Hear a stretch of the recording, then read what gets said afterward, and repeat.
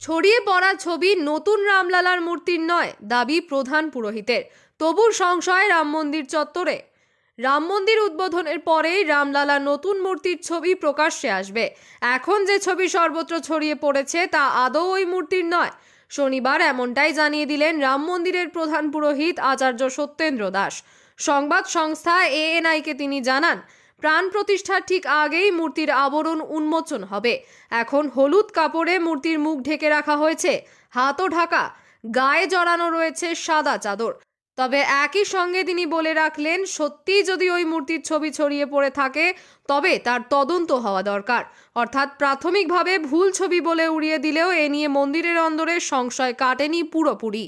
সোমবার প্রধানমন্ত্রী নরেন্দ্র মোদী, উত্তরপ্রদেশের মুখ্যমন্ত্রী যোগী আদিত্যনাথ, রাজ্যপাল আনন্দীবেন পটেল এবং আরএসএস প্রধান মোহন ভাগবত অযোধ্যার রাম মন্দিরের গর্ভগৃহে উপস্থিত থাকবেন প্রাণ প্রতিষ্ঠার সময়। তার ঠিক আগে নতুন মূর্তির আবরণ উন্মোচন হবে। পূজারীদের প্রধান লক্ষ্মীকান্ত দীক্ষিতের নেতৃত্বে আরও অনেক পুরোহিত সেখানে থাকবেন। সেই সময় দেখতে পাওয়া যাবে শিল্পী অরুণ যোগীরাজের তৈরি রামলালার মূর্তি। এই মূর্তি 5 বছর বয়সী শিশু রামের। ইতিমধ্যেই সমাজ মাধ্যমে ছড়িয়ে পড়েছে মূর্তির ছবি। এক্স হ্যান্ডেলে প্রথম এই ছবি দেন বিজেপি নেতা শেহজাদ পুনাওয়ালা। তার ভিত্তিতে সংবাদ মাধ্যমেও ছবিটি চলে আসে। সেই ছবি সঠিক নয় জানিয়ে আচার্য সত্যেন্দ্র বলেন, প্রাণ প্রতিষ্ঠা সম্পূর্ণ হওয়ার আগে রামলালার খোলা চোখ দেখা যাবে না।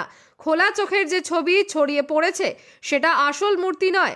আর যদি এমনটা দেখা যায় যে আসল মূর্তির উন্মুক্ত চোখের ছবি ছড়িয়ে গিয়েছে তবে তার তদন্ত হওয়া উচিত।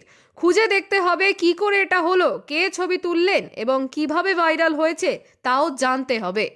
শুক্রবারে রামলালার নতুন মূর্তি আনা হয়েছে মন্দিরে। গর্ভগৃহে ঢোকানোর সময় মন্দির কর্তৃপক্ষ ছাড়া নির্মাণ কর্মীরা উপস্থিত ছিলেন। সেই সময় মূর্তির চোখ মুখ ঢাকাই ছিল। আগে থেকেই কথা ছিল পার্বণ শুরুর চতুর্থ দিনে মূর্তি আনা হবে। আবরণ থাকবে সেই সময়। প্রাণ প্রতিষ্ঠার পরে উন্মোচন হবে।